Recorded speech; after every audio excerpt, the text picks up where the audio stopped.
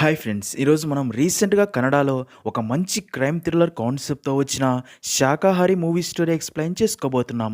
ఇలాగే మీకింకా ఏ మూవీ స్టోరీ అయినా ఎక్స్‌ప్లనేషన్ కావాలి అంటే ఆ మూవీ నేమ్ అనేది కామెంట్ బాక్స్‌లో కామెంట్ చేయండి. ఇంకా ఏమాత్రం ఆలస్యం చేయకుండా మూవీలోకి వెళ్ళిపోదాం. మూవీ స్టార్ట్ అవ్వగానే మన మూవీలో మెయిన్ క్యారెక్టర్ అయిన సుబ్బన్న అనే వ్యక్తిని చూపిస్తారు. అయితే సుబ్బన్న ఒక మారుమూల పల్లెటూరులో ప్యూర్ వెజిటేరియన్ హోటల్ నడుపుకుంటూ జీవిస్తూ ఉంటాడు. సుబ్బన్న తన హోటల్లో ఇడ్లీ, దోశ అండ్ చిత్రాన్నం చాలా రుచికరంగా చేస్తూ ఉంటాడు. అందుకే అవి తినడానికి ప్రతిరోజు తన హోటల్కి చాలామంది వచ్చి తిని వెళ్తూ ఉంటారు. అలా హోటల్ నడుపుకుంటూ ఎంతో ప్రశాంతంగా సంతోషంగా ఉండే సుబ్బన్న ఒకరోజు రాత్రి ఎవ్వరూ ఊహించలేనంత దారుణం సుబ్బన్న హోటల్లో జరుగుతుంది. అదేంటంటే సుబ్బన్న రాత్రి సమయంలో తన హోటల్ తలుపులు అన్నీ మూసేసి చేతిలో ఒక పదునైన కత్తి పట్టుకొని ఒక డెడ్ బాడీని తన ముందు పెట్టుకొని ఆ కత్తితో డెడ్ బాడీని ముక్కలు ముక్కలుగా నరికి తను వంటలు చేయడానికి ఏర్పాటు చేసుకున్న మండుతున్న పొయ్యిలో ఆ ముక్కలు పడేసి కాల్చేస్తాడు. ఎందుకంటే దీని గురించి ఎవరికీ తెలియకూడదు అని. అసలు ఎంతో మంచివాడైన సుబ్బన్న ఎవరిని ఎందుకు చంపాడు, అసలు ఏం జరిగిందో తిరగడానికి మూవీ స్టోరీ కొన్ని గంటల వెనక్కి వెళ్తుంది. సీన్ కట్ చేస్తే అదే ఊరి పోలీస్ స్టేషన్లో ఎస్ఐగా పనిచేసే మల్లికార్జున్ని చూపిస్తారు. అప్పుడే మల్లికార్జున్కి తన భార్య ఫోన్ చేసి, ఆ ఊరు నాకు నచ్చలేదు అని నీకు ఎన్నిసార్లు చెప్పాలి, మీరింకా ఆ ఊరు నుండి ట్రాన్స్ఫర్ చేయించుకోలేదా, కనీసం 2 రోజులు లీవ్ తీసుకునేనా నన్ను చూడ్డానికి కూడా రావట్లేదు, ఇక్కడ నా ఆరోగ్యం అస్సలు బాగోలేదు, మీకు అసలు నా మీద ప్రేమ ఉందా అని అర్జున్పై చాలా సీరియస్ అవుతుంది. అదంతా విన్న అర్జున్, నువ్వేం టెన్షన్ పడకు, ఇక్కడ ట్రాన్స్ఫర్ కోసం నేను చాలా ట్రై చేస్తున్నా, ఈ వారంలో పక్కాగా ట్రాన్స్ఫర్ ఆర్డర్ దొరుకుతుంది అని నచ్చజెప్పి కాల్ కట్ చేస్తాడు. తర్వాత వెంటనే తన సీనియర్ ఆఫీసర్కి ఫోన్ చేసి, సార్ నా భార్య నన్ను ప్రతిరోజు ట్రాన్స్ఫర్ అని టార్చర్ చేస్తుంది, నా ట్రాన్స్ఫర్ విషయం ఏమైందని అడగ్గా దానికి పై ఆఫీసర్ అర్జున్తో, ఆ రియా మర్డర్ కేసు ఇంకా నువ్వు సాల్వ్ చేయలేదు కదా, తన భర్త విజయ్ కూడా ఆల్రెడీ మన కస్టడీలోనే ఉన్నాడు, ఆ రియాని తన భర్త విజయ్ చంపాడని రుజువు అయ్యి కేసు క్లోజ్ అయితే ఆ వెంటనే నీకు ట్రాన్స్ఫర్ కాపీ వస్తుంది అంటాడు. అది విన్న Arjun, Riya post mortem reports ఇంకా రాలేదు అని, అవి వచ్చాకే ఈ కేసులో ఒక క్లారిటీ వస్తుంది అనుకుంటాడు. మరో పక్క సుబ్బన్న హోటల్కి టిఫిన్ చేయడానికి చాలా మంది వచ్చి టిఫిన్ చేసి వెళ్తూ ఉంటారు. ఇక్కడే మనకు తెలిసే ఒక విషయం ఏంటంటే సుబ్బన్న హోటల్కి దగ్గరలోనే అర్జున్ పనిచేసే పోలీస్ స్టేషన్ ఉంటుంది. దాంతో ఆ పోలీస్ స్టేషన్లో పనిచేసే పోలీసులు కూడా టిఫిన్ చేయడానికి సుబ్బన్న హోటల్కే వస్తూ ఉంటారు. అలా సుబ్బన్న హోటల్ కస్టమర్స్తో ఫుల్ బిజీగా ఉండగా అదే టైంకే ఆ హోటల్ ముందు ఉన్న రోడ్డులో ఒక బస్సు రాగానే దూరం నుండే ఆ బస్సును గమనించిన సుబ్బన్న అంత బిజీ వర్క్ వదిలేసి బయటికి వచ్చి ఆ బస్సు వైపు చూస్తూ ఉండిపోతాడు. ఇక్కడే మనకు తెలిసే ఒక విషయం ఏంటంటే నిజానికి ఆ బస్సులో కళ్యాణి అనే మహిళని చూడడానికే సుబ్బన్న ప్రతిరోజు ఆ బస్సు తన హోటల్ ముందు నుండి వెళ్ళే టైంకి బయటికి వచ్చి చూస్తూ ఉంటాడు. ఎందుకంటే సుబ్బన్న కళ్యాణిని ఇష్టపడుతూ ఉంటాడు కాబట్టి. ట్విస్ట్ ఏంటంటే కళ్యాణి కూడా సుబ్బన్నని చూసి నవ్వుతూ ఉంటుంది. ఎందుకంటే తను కూడా సుబ్బన్నని ఇష్టపడుతూ ఉంటుంది కాబట్టి. అయితే కళ్యాణికి ఆల్రెడీ పెళ్ళయి ఒక కొడుకు కూడా ఉంటాడు. కానీ కళ్యాణి అండ్ తన భర్తకి డైవర్స్ అయి ఉంటుంది. ఇంకా సుబ్బన్నకి ఇంత వయసు వచ్చినా సరే తన ఫ్యామిలీ కోసం కష్టపడుతూ తన పెళ్లి విషయమే మర్చిపోయి బ్రహ్మచారిగా మిగిలిపోయి ఉంటాడు. నెక్స్ట్ సీన్లో అర్జున్ పోలీస్ స్టేషన్లో తన వర్క్లో బిజీగా ఉండగా అప్పుడే అర్జున్ దగ్గరికి ఒక కానిస్టేబుల్ వచ్చి, సార్ రియా హత్య కేసులో సస్పెక్ట్ అయిన తన భర్త విజయ్ జైలు నుండి తప్పించుకుని పారిపోయాడని చెప్పడంతో అది విన్న అర్జున్ మైండ్ బ్లాక్ అయ్యి వెంటనే పోలీస్ టీంని తీసుకుని విజయ్ పారిపోయిన అదే దారిలో తనని ఫాలో అవుతూ వెళ్ళి విజయ్ని మర్యాదగా లొంగిపోమని చెప్తూ తన వెంట పరిగెడుతూ వెళ్తారు. అయితే విజయ్ మాత్రం వారి మాటలు అస్సలు పట్టించుకోకుండా ముందుకు పరిగెడుతూ తప్పించుకోవాలి అని చూడగా అది చూసిన అర్జున్, ఇప్పుడు గనక రియా కేసులో సస్పెక్ట్ అయిన విజయ్ తప్పించుకుని పారిపోతే తనకి ట్రాన్స్ఫర్ రాకపోవడమే కాకుండా తన జాబ్ కూడా పోయే ప్రమాదం ఉందని తన గన్తో విజయ్ కాలికి షూట్ చేస్తాడు.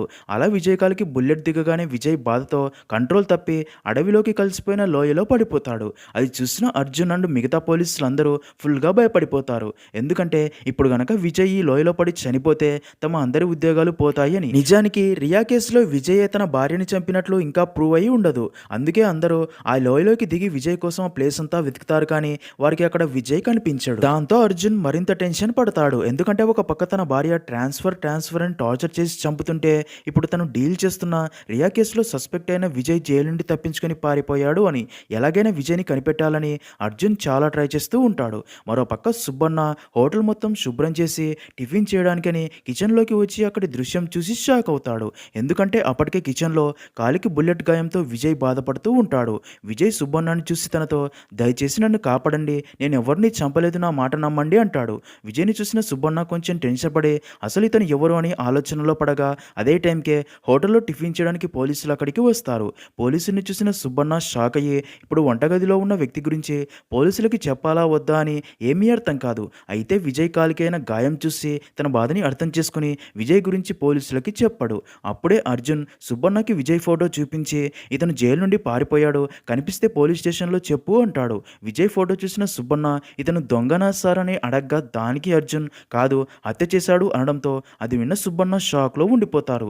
అలా కాసేపటికే పోలీసులు టిఫిన్ చేసి అక్కడి నుంచి వెళ్ళిపోతారు. అలా పోలీసులు వెళ్ళిపోయాక సుబ్బన్న విజయ్ దగ్గరికి వెళ్ళి పోలీసులు నువ్వు హత్య చేశావంటున్నారు, అసలు ఏం జరిగిందని అడగ్గా దానికి విజయ్ జరిగింది చెప్పడం స్టార్ట్ చేస్తాడు. ఇక్కడే మూవీ స్టోరీ ఫ్లాష్ బ్యాక్లోకి వెళ్తుంది. నిజానికి Vijay and Raju best friends, ఇద్దరు అనాథలే. అందుకే ఇద్దరు ఒకే ఇంట్లో ఉంటూ రాజు ఒక అన్నలాగా విజయ్ని ప్రేమగా చూసుకుంటూ ఉంటాడు. ఇలా ఉండగా ఒకరోజు విజయ్ రాజుతో నేను ఆల్రెడీ బీఎస్ఎఫ్కి అప్లికేషన్ ఫిల్ చేసి పంపాను, ఇంకా నాకు జాయినింగ్ లెటర్ వచ్చింది అంటే బీఎస్ఎఫ్ జవాన్గా ట్రైనింగ్ కోసం వెళ్ళిపోతాను అంటాడు. అది విన్న రాజు కూడా చాలా హ్యాపీగా ఫీల్ అయ్యి అయితే ఆ లెటర్ వచ్చేలోగా నీకు పెళ్లి చేస్తా, ఆల్రెడీ నీ కోసం ఒక మంచి అమ్మాయిని కూడా చూశాను అని చెప్పగా అది విన్న విజయ్ మొదట పెళ్లికి ఒప్పుకోడు, కానీ రాజు తనకి నచ్చ చెప్పడంతో ఓకే అని చెప్తాడు. నెక్స్ట్ సీన్లో అలా ఒక రోజు రాజు అండ్ విజయ్ అమ్మాయిని చూడడానికి వారి ఇంటికి వెళ్తారు. ఆ అమ్మాయి పేరు రియా.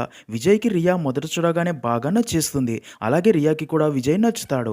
అలా ఇద్దరు కలిసి మాట్లాడుకోగా ఇద్దరి అభిప్రాయాలు ఒకరికొకరు నచ్చడంతో అదే విషయం పెద్దలకి చెప్పగా అలా విజయ్ అండ్ రియాలకి చాలా గ్రాండ్గా పెళ్లి చేస్తారు.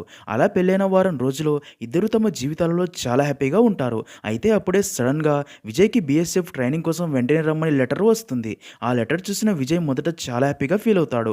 కానీ పెళ్ళైన వారం రోజుల్లో కూడా అవ్వకముందే తన భార్యను వదిలి 2 సంవత్సరాలు ట్రైనింగ్కి వెళ్ళాలని కొంచెం ఎమోషనల్ అవుతాడు. ఈ విషయం తెలిసిన రియా కూడా చాలా బాధపడుతుంది. దాంతో విజయ్ రియాని ఓదారుస్తాడు. నీ బాధ నాకు అర్థమవుతుంది, కానీ వెళ్ళక తప్పదు. ట్రైనింగ్ 2 సంవత్సరాలే కదా, రోజులు చాలా తొందరగా గడిచిపోవాలని కోరుకుందాం. 2 సంవత్సరాలు అయిపోగానే తిరిగి వచ్చేస్తా అని నచ్చజెప్పి ఇద్దరు చాలా ఎమోషనల్ అవుతారు. అలా విజయ్ ట్రైనింగ్ కోసం వెళ్ళిపోతాడు. సీన్ కట్ చేస్తే అలా 2 సంవత్సరాలు గడిచిపోతాయి. విజయ్కి ట్రైనింగ్ అయిపోవడంతో ఇంటికి తిరిగి వచ్చేస్తాడు. దాంతో రియా చాలా హ్యాపీగా ఫీల్ అవుతుంది. అలా రోజు నుండి ఇద్దరు కలిసి చాలా సంతోషంగా ఉంటారు. అయితే ఇక్కడే ట్విస్ట్ ఏంటంటే అలా విజయ్ ఇంటికి వచ్చి 20 రోజులు కూడా అవ్వకముందే మళ్ళీ తనని వచ్చి జాబ్లో జాయిన్ అవ్వమని లెటర్ రావడంతో విజయ్ అండ్ రియా ఇద్దరు చాలా బాధపడతారు. రియా మాత్రం విజయ్తో పెళ్ళైనప్పటి నుంచి తనతో ఒక నెల రోజులైనా సరే హ్యాపీగా టైం స్పెండ్ చేయలేదు అని చాలా ఫీల్ అవుతుంది. అలా కొన్ని రోజులు గడిచిపోతాయి. నెక్స్ట్ సీన్లో అలా ఒక రోజు రాజు విజయ్కి ఒక లెటర్ రాస్తాడు. ఆ లెటర్లో రాజు విజయ్తో నువ్వు నీ భార్య రియాకి ఎంత దూరం అవుతున్నావో రియా కూడా నీకు మరింత దూరం అవుతుంది. అసలు విషయం ఏంటంటే కొన్ని రోజులుగా రియా ప్రవర్తనలో మార్పు వచ్చింది. రియా రమేష్ అనే వ్యక్తిని ప్రతిరోజు కలుస్తుంది, తనతో పాటు బైక్ మీద సిటీ మొత్తం తిరుగుతుంది. నువ్వు ఇలాగే రియాకి దూరంగా ఉంటే రియా నీకు దక్కదు, అందుకే కొన్ని రోజులు లీవ్ తీసుకునైనా ఇంటికి రా అని రాసి ఉంటాడు. అదంతా చదివిన విజయ్ నా లైఫ్లోనే ఇలా ఎందుకు జరుగుతుందని చాలా బాధపడతాడు. సీన్ కట్ చేస్తే అలా విజయ్ కొన్ని రోజులు జాబ్కి లీవ్ పెట్టి మరీ ఇంటికి వస్తాడు. విజయ్ని చూసి రియా చాలా హ్యాపీగా ఫీల్ అవుతుంది. అయితే ఏమీ జరగనట్టు విజయ్తో చాలా నార్మల్గానే ఉంటుంది. దాంతో విజయ్ బాగా ఆలోచించి ఒకరోజు రియాని రమేష్ గురించి అడగ్గా అది విన్న రియా మొదట షాక్ అవుతుంది. కానీ ఏడుస్తూ నేను ఇలా మారటానికి నా జీవితం ఇలా అవ్వటానికి మీరే కారణం. పెళ్ళయ్యాక నా భర్తతో కలిసి సంతోషంగా ఉండాలనుకుని ఎన్నో కలలు కన్నాను, కానీ మనకి పెళ్ళై ఇప్పటికి 2 సంవత్సరాలైంది. ఈ 2 సంవత్సరాల్లో మీరు ఒక నెల రోజులు కూడా నాతో లేరు. నాకు ఫీలింగ్స్ ఉంటాయి కదా, కానీ మీరు మీ జాబ్ అంటూ నా గురించి ఆలోచించకుండా దూరంగా ఉంటున్నారు. అలా ఒంటరిగా ఫీల్ అవుతున్న నా లైఫ్లోకి రమేష్ వచ్చాడు అని చెప్పి ఏడుస్తుంది. అదంతా విన్న విజయ్ గుండె ముక్కలవుతుంది. దాంతో తర్వాత రాజుతో పాటు కలిసి బార్కి వెళ్ళి ఫుల్గా డ్రింక్ చేసి చాలా బాధపడతాడు. అలాగే విజయ్కి రమేష్ మీద చాలా కోపం వస్తుంది. నెక్స్ట్ సీన్లో అలా రాజు విజయ్ని తన ఇంటి దగ్గర డ్రాప్ చేసి వెళ్ళిపోతాడు. అలా విజయ్ ఇంట్లోకి వెళ్ళి అక్కడి దృశ్యం చూసి షాక్లో ఉండిపోతాడు. ఎందుకంటే అప్పటికే రియా అండ్ రమేష్ బెడ్రూమ్లో క్లోజ్గా ఉంటారు. అప్పటికే రమేష్ మీద కోపం ఉన్న విజయ్ తనని చంపాలి అని చూడగా విజయ్ని చూసిన రమేష్ అక్కడి నుంచి పారిపోతాడు. దాంతో విజయ్ అదే కోపంలో రియాని బాగా కొట్టి తర్వాత మత్తులో అలాగే నిద్రపోతాడు. మరుసటి రోజు ఉదయం పోలీసులు అక్కడికి చేరుకొని విజయ్ని నిద్రలేపి అరెస్ట్ చేసి పోలీస్ స్టేషన్కి తీసుకెళ్తారు. ఎందుకంటే అప్పటికే రియా చనిపోయి ఉంటుంది కాబట్టి. రియాని తన భర్త విజయే చంపాడు అని తనని అరెస్ట్ చేసి జైల్లో పెడతారు. అలా విజయ్ జరిగిందంతా చెప్పగా అదంతా విన్న సుబ్బన్న కూడా ఇందులో విజయ్ తప్పేం లేదని అర్థం చేసుకుని కొంచెం ఎమోషనల్ అవుతాడు. మరోపక్క ఎస్ఐ అర్జున్ విజయ్ జైలు నుండి పారిపోయిన విషయం బయటికి తెలియకుండా విజయ్ కోసం వెతుకుతూ ఉంటాడు. మరోపక్క విజయ్ ఫ్రెండ్ రాజు ఒక లాయర్ని కలిసి ఈ హత్యకి విజయ్కి సంబంధం లేదు అని జరిగిందంతా చెప్పి విజయ్ తరపున ఈ కేసును వాదించమని అడగ్గా లాయర్ విజయ్ కేసు టేకప్ చేస్తాడు. ఇంకా అదే రోజు రాత్రి విజయ్ విజయ్కి తన కాలులో దిగిన బుల్లెట్ వల్ల ఎక్కువ నొప్పిగా ఉండటంతో ఒక కత్తి తీసుకుని అంత నొప్పిని భరిస్తూ ఆ బుల్లెట్ని బయటికి తీస్తూ ఆ నొప్పి భరించలేక గట్టిగా అరుస్తాడు. దాంతో ఆ అరుపులు అటుగా వెళ్తున్న ఒక వ్యక్తి విని సుబ్బన్నని బయటికి పిలిచి, మీ ఇంట్లో నుంచి గట్టిగా అరుపులు వినిపించాయి, ఇంట్లో ఎవరున్నారని అడగ్గా దానికి సుబ్బన్న, ఇంట్లో ఎవరూ లేరు, నాకే ఒక భయంకరమైన కల వచ్చింది, అందుకే గట్టిగా అరిచానని నచ్చజెప్పి అక్కడి నుంచి పంపుతాడు. తర్వాత సుబ్బన్న విజయ్ దగ్గరికి వెళ్ళి, ఎందుకు అలా అరుస్తున్నావు, నీ వల్ల నాకు ప్రాబ్లమ్స్ వచ్చేలా ఉన్నాయి, అందుకే ఇక్కడ నుంచి వెళ్ళిపో అంటాడు. దానికి విజయ్ సుబ్బన్నకి తన కాలు నుండి బయటికి తీసిన బుల్లెట్ చూపించి, ఇది కాల్లో ఉండిపోవడం వల్ల చాలా నొప్పి వేస్తుంది, అందుకే దీన్ని బయటికి తీసా, నొప్పి భరించలేక అరిచాను అని చెప్తాడు. ఇప్పటికే మీరు నాకు చాలా హెల్ప్ చేశారు, ఇంకా నేను ఇక్కడే ఉండి నా వల్ల మీకు సమస్యలు రావడం నాకు ఇష్టం లేదు, అందుకే ఇక్కడ నుంచి వెళ్ళిపోవాలి అనుకుంటున్నా, కానీ నాకు ఒక చివరి హెల్ప్ మాత్రం చేయండి, అదేంటంటే వేరే ఊరికి వెళ్ళేందుకు నాకు ఒక బస్ టికెట్ తెచ్చి ఇవ్వండి, పక్క ఊరికి వెళ్ళిపోతాను అంటాడు. అయితే అదంతా విన్న సుబ్బన్న మాత్రం విజయ్ పరిస్థితిని చూసి చాలా బాధపడతాడు, కానీ ఏమీ చేయలేని పరిస్థితి తనది. ఇదిలా ఉంటే మరో పక్క Riya post mortem reports doctor SI అర్జున్కి ఇచ్చి మైండ్ బ్లాక్ అయ్యే విషయం ఒకటి చెప్తాడు. అదేంటంటే రియాని విజయ్ చంపలేదు అని, నిజానికి రియాని గొంతు నులిమి చంపేసి ఉంటారు. అయితే రియా గొంతు మీద ఉన్న ఫింగర్ ప్రింట్స్ విజయ్ ఫింగర్ ప్రింట్స్తో అస్సలు మ్యాచ్ అవ్వవు. అంటే రియాని చంపింది విజయ్ కాదు, రియాని మరెవరో చంపారు అని అర్జున్కి తెలిసి షాక్ అవుతాడు. ఎందుకంటే రియాని విజయ్ చంపలేదు కాబట్టి తను ఇప్పుడు నిర్దోషి, కానీ విజయ్ జైలు నుండి పారిపోయాడు. ఒకవేళ ఇప్పుడు విజయ్ చనిపోయి ఉంటే ఈ కేసులో నేనే పూర్తిగా ఇరుక్కుపోతానని ఫుల్గా భయపడిపోతాడు. విజయ్ బ్రతికే ఉన్నాడు అని అర్జున్కి తెలియదు, అందుకే ఇంతలా భయపడిపోతూ ఉంటాడు. అందుకే విజయ్ బ్రతికున్నాడో లేదో కనిపెట్టాలని ఫిక్స్ అయ్యి విజయ్ని కనిపెట్టేందుకు చాలా ట్రై చేస్తూ ఉంటాడు. ఇక విజయ్ జైలు నుండి పారిపోయాడు అని తెలిసిన రాజు కూడా విజయ్ కోసం వెతుకుతూ విజయ్ గురించి ఆలోచిస్తూ, రాజు హెల్త్ కూడా రోజు రోజుకి క్షీణిస్తూ ఉంటుంది. మరోపక్క అదే రోజు రాత్రి సుబ్బన్న బస్ టికెట్స్ తీసుకుని విజయ్ దగ్గరికి వచ్చి, నువ్వు పక్క ఊరికి వెళ్లేందుకు టికెట్స్ తెచ్చాను, బస్సు తెల్లవారుజామున 4 గంటలకే ఉంటుంది, అప్పుడైతే నేను ఎవ్వరు చూడరు అని, అందుకే నేను 3 గంటలకే నిద్ర లేపుతా, ఇప్పుడు పడుకో అని చెప్తాడు. అది విన్న విజయ్ తన కోసం అంత సహాయం చేస్తున్న సుబ్బన్నకి థ్యాంక్స్ చెప్పి నిద్రపోతాడు. సీన్ కట్ చేస్తే మరుసటి రోజు తెల్లవారుజామున 3 గంటలకే సుబ్బన్న నిద్రలేచి విజయ్ని కూడా నిద్ర లేపాలని చూస్తాడు. అయితే ఇక్కడే ట్విస్ట్ ఏంటంటే అప్పటికే విజయ్ చనిపోయి ఉంటాడు. ఎందుకంటే విజయ్ తన కాలిలో దిగిన బుల్లెట్ బయటికి తీయటం వల్ల బ్లీడింగ్ అయ్యి ట్రీట్మెంట్ లేక హెల్త్ పాడయి చనిపోయి ఉంటాడు. విజయ్ చనిపోయాడని అర్థమైన సుబ్బన్న షాక్ అయ్యి ఫుల్గా భయపడిపోతాడు. ఇప్పుడు ఎవరైనా విజయ్ డెడ్ బాడీని ఇక్కడ చూస్తే పోలీసులకి చెప్తే ఇన్ని రోజులు విజయ్ని తనే కాపాడాను అని తనని కూడా అరెస్ట్ చేసి జైల్లో పెడతారు అని బాగా ఆలోచించి ఇప్పుడు విజయ్ డెడ్ బాడీని ఊరికి దూరంగా తీసుకెళ్లి ఫారెస్ట్ ఏరియాలో పూడ్చిపెట్టి రావాలని ఫిక్స్ అయ్యి విజయ్ డెడ్ బాడీని ఒక సంచిలో కుక్కి దాన్ని మూట కట్టి బైక్ మీద పెట్టుకుని ఫారెస్ట్ ఏరియా వైపు ఎవ్వరూ చూడకుండా బయలుదేరతాడు. అయితే అలా కాస్త దూరం వెళ్ళలోగానే పెట్రోలింగ్ చేస్తున్న పోలీసులు సుబ్బన్నని చూసి, ఇంత రాత్రి సమయంలో ఎక్కడికి వెళ్తున్నావు సుబ్బన్న, ఈ మూటలో ఏంటి అని అడగ్గా దానికి సుబ్బన్న, హోటల్ మొత్తం క్లీన్ చేశాను సార్, కిచెన్లో ఉన్న చెత్త మొత్తం సంచిలో పెట్టి మూట కట్టి ఊరి బయట పడేయడానికి వెళ్తున్నా అనగా అది విన్న పోలీసులు, నీకు బుద్ధుందా, చెత్త పడేయడానికి ఈ టైంలో వెళ్తున్నావా, ఈ దారిలో అడవి జంతువులు తిరుగుతూ ఉంటాయి, చెత్త సంచి రేపు ఉదయాన్నే పడవేయచ్చు అని తిరిగి తనని అక్కడి నుంచి పంపుతారు. దాంతో సుబ్బన్న మళ్ళీ హోటల్కి వచ్చి విజయ్ డెడ్ బాడీని చూస్తూ ఇప్పుడు ఈ డెడ్ బాడీని ఏం చేయాలో అర్థం కాక ఆలోచనలో పడతాడు. అలా కాసేపు ఆలోచించిన సుబ్బన్న ఈ డెడ్ బాడీ ఇక్కడే ఉంటే ఉదయం పోలీసులు టిఫిన్ చేయడానికి వచ్చినప్పుడు ఈ డెడ్ బాడీని చూస్తే తను కూడా ఈ కేసులో ఇరుక్కుపోతాను అని, అందుకే ఉదయంలోగా ఈ డెడ్ బాడీని మాయం చేయాలి అని అక్కడే ఉన్న ఒక పెద్ద కత్తిని తీసుకుని కేవలం వెజిటేరియన్ వంటలు మాత్రమే చేసే సుబ్బన్న మొదటిసారి ఒక మనిషి డెడ్ బాడీని ముక్కలు ముక్కలుగా నరికి వాటిని కిచెన్లోని వంటలు చేసే పొయ్యి మంటల్లో వేసి కాల్చేస్తాడు. ఇదే సీనే మనకి మూవీ స్టార్టింగ్ లో చూపిస్తారు. సీన్ కట్ చేస్తే మరుసటి రోజు ఉదయం టిఫిన్ చేయడానికి పోలీసులు సుబ్బన్న హోటల్కి వచ్చి టిఫిన్ చేస్తూ రియా కేసు గురించి మాట్లాడుకుంటూ, రియా కేసులో ఒక మిస్టరీ వీడింది, రియాని తన భర్త విజయ్ చంపలేదు అని పోస్ట్ మార్టం రిపోర్ట్స్ ద్వారా తెలిసిపోయింది, కానీ ఈ విషయం తెలియని విజయ్ జైలు నుండి తప్పించుకొని పారిపోయి ఎక్కడ ఉన్నాడో, ఈ విషయం తెలిస్తే గనక తను నిర్దోషి అని సంతోషిస్తాడు అని మాట్లాడుకోవడం అక్కడే ఉన్న సుబ్బన్న విని జరిగింది తలుచుకొని తను నిర్దోషి అని తెలిసే సమయానికి విజయ్ ఈ లోకంలోనే లేకుండా వెళ్ళిపోయాడని చాలా ఎమోషనల్ అవుతాడు. అయితే సుబ్బన్న విజయ్ డెడ్ బాడీని కాల్చిన అదే పొయ్యి మీదనే వంటలు చేయడం వల్ల టిఫిన్స్ అన్ని విచిత్రమైన వాసన వస్తూ ఉంటాయి. దాంతో టిఫిన్ తింటున్న పోలీసులకి అదే వాసన రావడంతో, ఏంటి సుబ్బన్న ఈరోజు టిఫిన్స్ అస్సలు బాగోలేవు, విచిత్రమైన వాసన వస్తున్నాయి, ప్రతిరోజు బాగానే చేసేవాడివి కదా, ఈరోజు ఎందుకు ఇలా చేసావని కోప్పడగా అప్పటికే బాధలో ఉన్న సుబ్బన్న వారితో, మీకు తినాలనిపిస్తే తినండి లేదంటే వెళ్ళిపోండి అంటాడు. ఇదిలా ఉంటే మరో పక్క విజయ్ కేసు టేకప్ చేసిన లాయర్ ఎస్ఐ అర్జున్ని కలిసి రియా కేసులో అరెస్ట్ చేసిన విజయ్ జైలు నుండి పారిపోయాడని నాకు తెలిసిపోయింది. తను దొరక్కపోతే మీరు ఈ కేసులో ఇరుక్కుపోతారు. అలా జరగకుండా ఈ కేసులో నేను మీకు హెల్ప్ చేస్తా. కానీ దానికి బదులుగా మీరు కూడా నాకు ఒక పని చేసి పెట్టాలి. అదేంటంటే చాలా రోజులుగా నాకు ఒక ల్యాండ్ ఇష్యూ కోర్టులో నడుస్తుంది. మీరు ఆ ల్యాండ్ నాదే అన్నట్టు సాక్ష్యాలు రెడీ చేసి ఆ ల్యాండ్ నాకు దక్కేలా చెయ్యాలి అంటాడు. అదంతా విన్న అర్జున్ లాయర్ని తిట్టి కోపంతో అక్కడి నుంచి వెళ్ళిపోతాడు. నెక్స్ట్ సీన్లో కళ్యాణి తన కొడుకుని తీసుకుని సుబ్బన్న హోటల్కి వచ్చి సుబ్బన్నతో ఏదో విషయం చెప్పాలి అనుకుంటూ ఉంటుంది. కానీ హోటల్లో చాలా మంది ఉండడంతో ఏం చేయాలో అర్థం కాక అక్కడే కూర్చొని కాసేపు టీ తాగుతుంది. కళ్యాణిని చూసిన సుబ్బన్న కూడా చాలా హ్యాపీగా ఫీల్ అవుతాడు. అప్పుడే కళ్యాణి ఒక లెటర్ తన కొడుకు ద్వారా సుబ్బన్నకి ఇప్పించి అక్కడి నుంచి వెళ్ళిపోతుంది. తర్వాత సుబ్బన్న ఆ లెటర్ ఓపెన్ చేసి చదవగా అందులో కళ్యాణి సుబ్బన్నతో నువ్వంటే నాకు చాలా ఇష్టమని, నీకు కూడా నేను ఇష్టమైతే మనం త్వరలో పెళ్లి చేసుకుందామని రాసి ఉంటుంది. అది చదివిన సుబ్బన్న చాలా హ్యాపీగా ఫీల్ అవుతాడు. అలాగే కళ్యాణి అంటూ తనకి జరగబోయే పెళ్లి గురించి ఆలోచిస్తూ ఉంటాడు. ఇంకా అదే రోజు రాత్రి ఎస్ఐ అర్జున్ సుబ్బన్న హోటల్ చుట్టుపక్కల ఉన్న సీసీటీవీ ఫుటేజ్లన్నీ చెక్ చేసి నేరుగా సుబ్బన్న హోటల్కి వెళ్తాడు.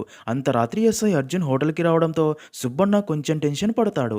అప్పుడే అర్జున్ సుబ్బన్నని అవును చాలా రోజుగా నీ తమ్ముడు రమేష్ కనబడటం లేదు, ఎక్కడ ఉన్నాడో చెప్పగలవా అని అడుగుతాడు. అయితే ఇక్కడే రివీల్ అయ్యే మైండ్ బ్లాక్ అయ్యే ట్విస్ట్ ఏంటంటే రియా ఎవరితో అయితే అఫేర్ పెట్టుకుందో అదే రమేష్ సుబ్బన్న తమ్ముడు రమేష్ అని. అదంతా విన్న సుబ్బన్న షాక్ అయ్యి తను ఎక్కడికి వెళ్ళాడో నాకు తెలియదు సార్ అని చెప్పి కొంచెం టెన్షన్ పడతాడు.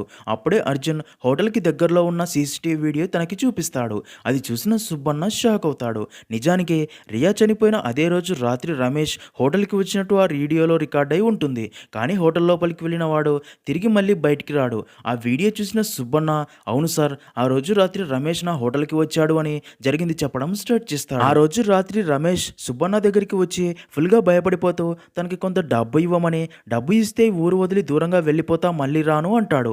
అయితే రమేష్ మీద డౌట్ వచ్చిన సుబ్బన్న తన దగ్గర ఉన్న బ్యాగ్ లాక్కొని ఓపెన్ చేసి చూడగా అందులో రమేష్ రియాతో పాటు ఇంకా చాలామంది మహిళలతో క్లోజ్గా ఉన్న ఫొటోస్ ఉంటాయి. నిజానికి రమేష్ ఒంటరి మహిళలను టార్గెట్ చేసి తన వలలో పడేలా చేసుకుని వారితో కొన్ని రోజులు ఎంజాయ్ చేసి వారితో క్లోజ్గా ఉన్నప్పుడు వారికి తెలియకుండా కొన్ని ఫొటోస్ తీసుకుని తర్వాత డబ్బు కోసం వారికి ఆ ఫొటోస్ చూపించి బ్లాక్మెయిల్ చేస్తూ డబ్బు సంపాదిస్తూ ఉంటాడు. అలాగే రియాతో కూడా కొన్ని రోజులు ఎంజాయ్ చేశాక ఆ రోజు రియా ఇంటికి వెళ్ళి ఆ ఫొటోస్ రియాకి చూపించి డబ్బు బ్లాక్మెయిల్ చేస్తాడు. దాంతో రమేష్ క్యారెక్టర్ అర్థమైన రియా తనతో గొడవ పడుతూ ఉంటుంది. అదే టైంకే ఇంటికి వచ్చిన విజయ్ వారిని చూసి కోపంతో రమేష్ని కొట్టబోగా తను తప్పించుకుంటాడు. దాంతో రియాని కొట్టగా తను స్పృహ కోల్పోయి పడిపోతుంది. విజయ్ కూడా మత్తులో స్పృహ కోల్పోయి పడిపోతాడు.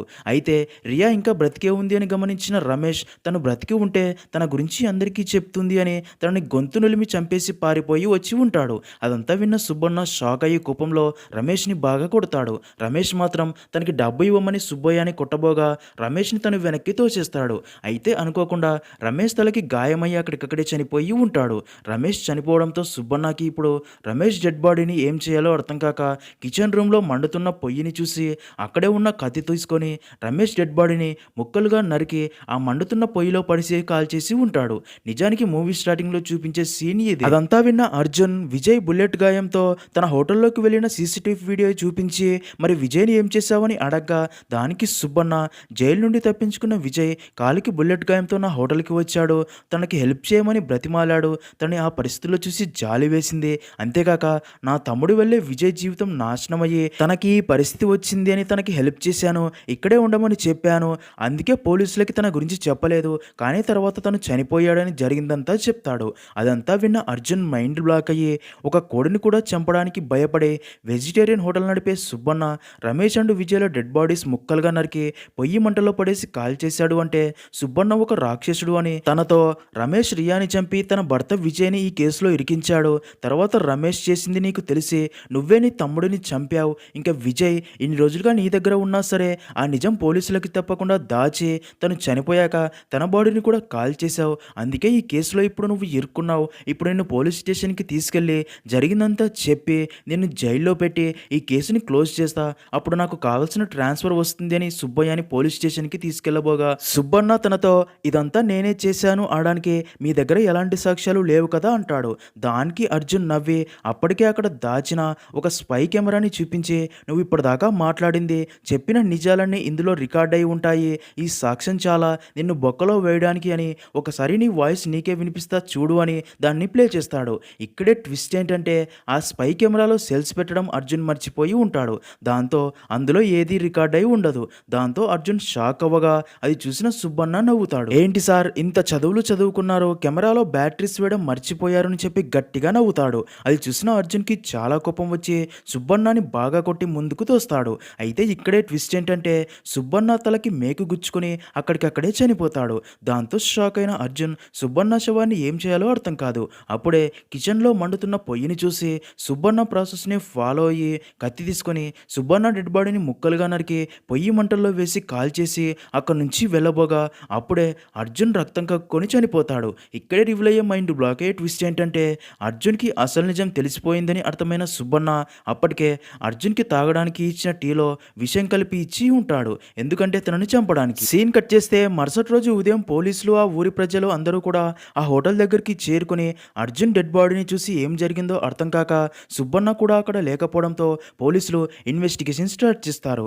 అప్పుడే కళ్యాణి అక్కడికి చేరుకుని హోటల్ అంతా తిరిగి చూస్తూ ఉండగా అక్కడే సగం కాలిపోయిన సుబ్బన్న కళ్యాణికి రాసిన పేపర్ కనిపిస్తుంది. అది తీసుకుని అందులో ఏముందో చదవగా అందులో సుబ్బన్న కళ్యాణితో నువ్వంటే కూడా నాకు చాలా ఇష్టం, మనం త్వరలోనే పెళ్లి చేసుకుని హ్యాపీగా ఉందామని రాసి ఉంటాడు. అది చూసి కళ్యాణి చాలా ఎమోషనల్ అవుతుంది. అలా అక్కడితో మూవీ అనేది ఎండ్ అవుతుంది.